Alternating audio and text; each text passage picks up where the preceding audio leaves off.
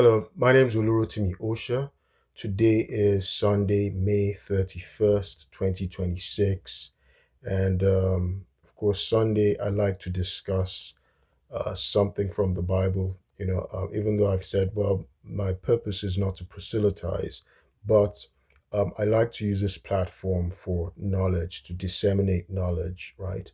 And today, my topic, I'm going to be discussing wisdom, right? Wisdom and knowledge, right?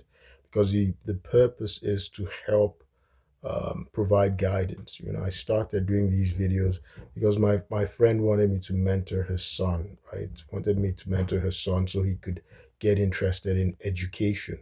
But I decided to also add knowledge and wisdom from the Bible. So today I'm going to be discussing wisdom.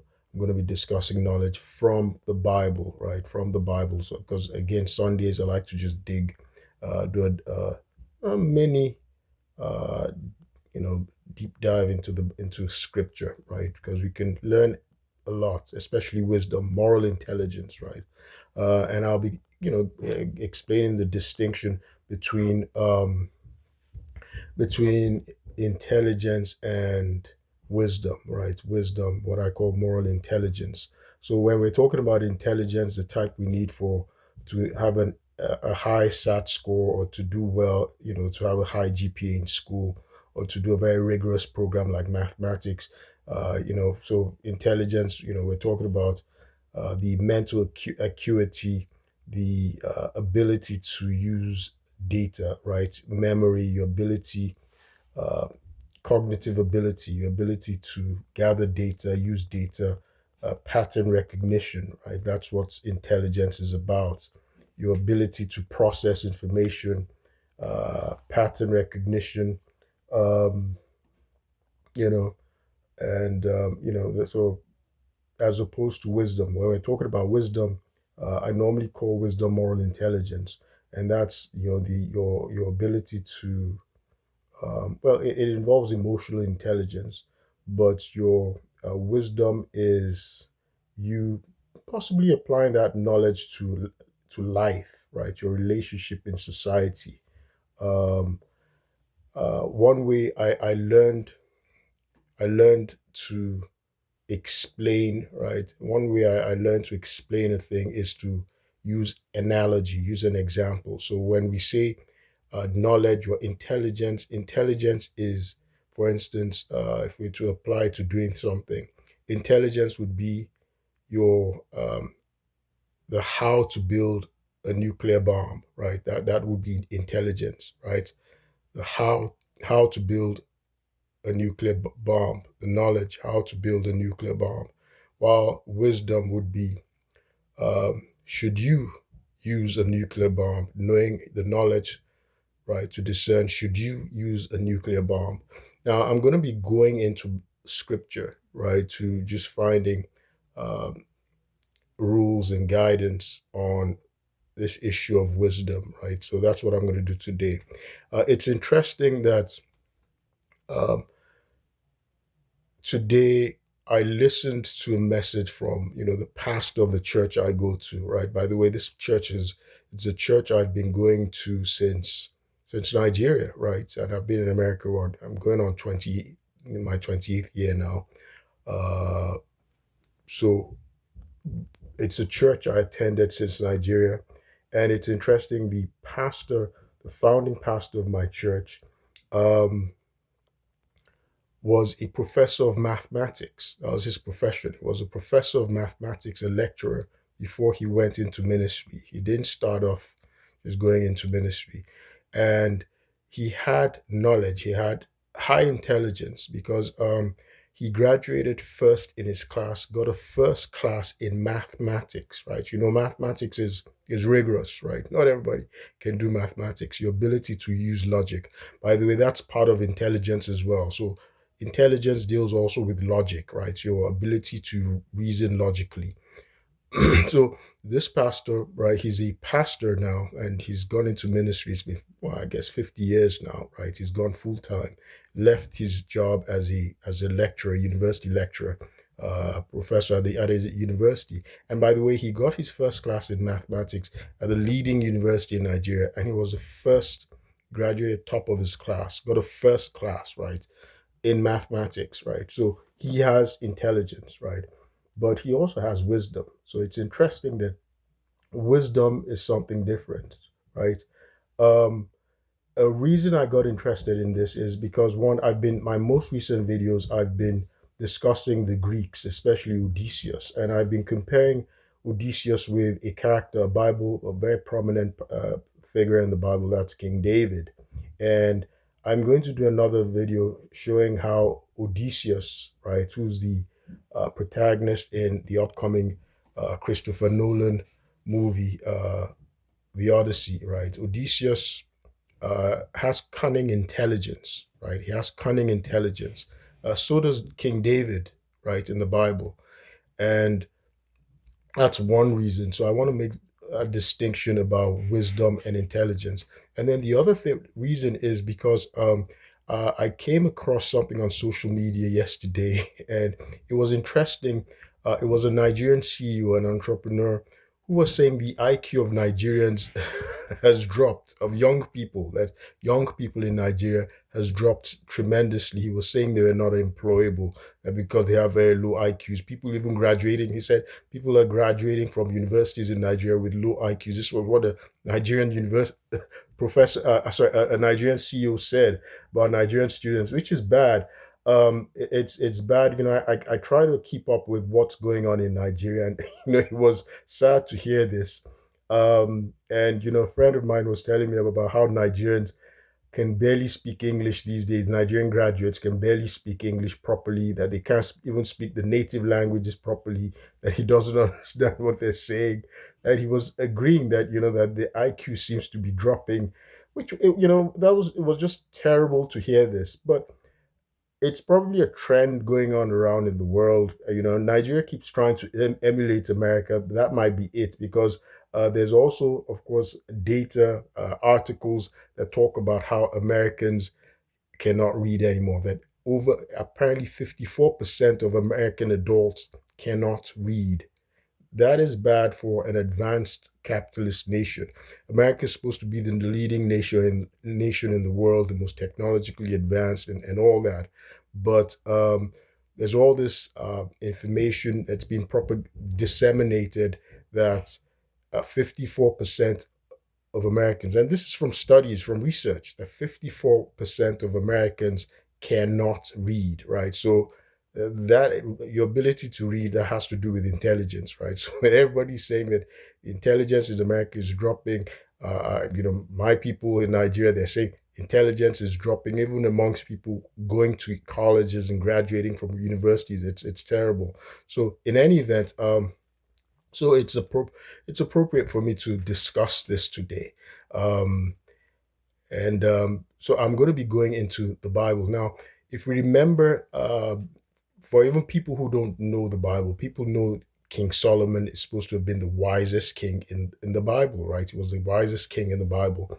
Um, but he didn't just have the sort of wisdom that I just described, because he was also blessed. They said he had knowledge of the sciences, knowledge of math and things like that, and people would travel far and wide to ask him to solve complex problems. So intelligence, that's what helps you to solve complex problems, right? Because you have the mental capacity, acuity, for pattern recognition, logical reasoning, and you can solve complex problems.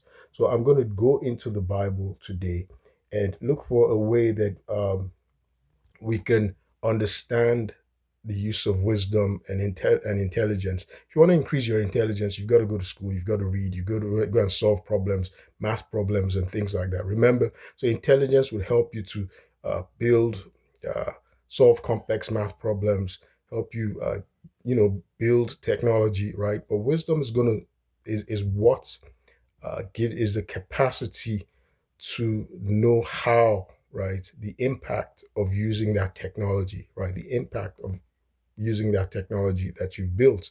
For instance, again, remember, that's like intelligence. You know how to build a nuclear bomb, but wisdom tells you should you use a nuclear bomb, right? So there's moral judgment, there's moral value, there's moral compass attached to wisdom, right?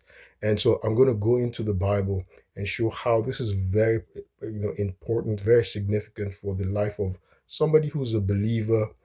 It helps us because one of the reasons you're actually a believer, right? You are faithful and learning the Bible, learning the Word, and things like that, is to know how to live properly. Is to your purpose. The purpose of actually increasing in faith or in being having a religion is to have wisdom. Because wisdom teaches you how, provides guidance on proper living, how to live life well, how to make uh, good choices in life, how to live well with people. And so, enough said. I'm just going to go into the Bible. There's certain pieces of scripture, passages in scripture that I want to focus on today. One, I'm going to be looking at First James. That's James. Sorry, James 1, right? James chapter 1, verse 5. I'll look at James chapter 3 from verse 13, and I'll look at First Kings chapter 3, right? So let me start with First James, right, which tells us how to get this wisdom. So we want to know how to get wisdom, right? This is what it says in First James, in the book of James 1. So James chapter 1, verse 5. It says, "If any of you lacks wisdom, let him ask of God, who gives to all liberally and without reproach, and it will be given to him." So that's it right there. If you ask God, he'll give, right? If any of you lacks wisdom, let him ask of God, who gives to all liberally and without reproach, and it will be given to him. So that's James 1, verse 5. It says, if you lack wisdom, just ask God, and God will give you wisdom. Let's test it if this is true, if this really worked, right? So we go to First Kings chapter 3. And First Kings chapter 3, I'm going to be reading from uh, verse 9, right? Verse 9. And this is Solomon. Solomon becomes king and he's asking God, he's a young guy, he's asking God. God asks him, what does he want so he can rule the Israelites? And this is what Solomon says. So First Kings chapter 3 from verse 9. It says, "Therefore, give your servant an understanding heart to judge your people, that I may discern between good and evil. For who is able to judge this great people of yours?" The speech pleased the Lord that Solomon had asked this thing. Then God said to him, "Because you have asked this thing, and have not asked long life for yourself, nor have asked riches for yourself, nor have asked the life of your enemies, but have asked for yourself understanding to discern justice. Behold, I have done according to your words. See, I have given you a wise and understanding heart, so that there has not been anyone like you before you, nor shall any like you arise after you." Right? So you see, this is what I wanted to draw out the definition of wisdom. In the Old Testament, First Kings, it says wise. The definition of wisdom is right here. So God is saying, right, that what Solomon asked for was wisdom. He asked for wisdom. So what was it Solomon asked for? So you see the equivalent, what is synonymous with wise, with wisdom. It says, understanding heart to discern, right? To discern between good and evil, understanding how to judge, knowing how to judge. So, being able to make good moral judgments, value judgments, that's the definition of wisdom. That was what I wanted to draw out from there. So, you see, the definition of wisdom has to do with being able to discern what is right from wrong, good from evil, ability to make good moral judgments. So, now, something else I wanted to draw though. I wanted to draw this out. If we go into um, And because does it mean that um it's only faithful people, good people that have wisdom and knowledge? No, that is certainly not. That's not what the Bible is saying. And I'll show this in James when we look at James, James 3, 13, from verse 13. So James chapter 3, 13. It says here, "Who is wise and understanding among you? Let him show by good conduct that his works are done in the meekness of wisdom. But if you have bitter envy and self seeking in your hearts, do not boast and lie against the truth.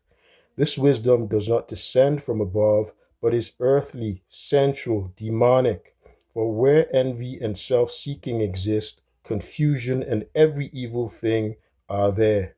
But the wisdom that is from above is first pure, then peaceable, gentle, willing to yield, full of mercy and good fruits, without partiality and without hypocrisy. Now the fruit of righteousness is sown in peace by those who make peace." So you see, the Bible distinguishes, right? It distinguishes between um, the application of wisdom, right? Between so you can between what is wisdom used by a good person and wisdom by an evil person who uses it to manipulate people and uses it for evil ends, right? So something I also wanted to quickly look at is Proverbs 2, 9 to 11, right?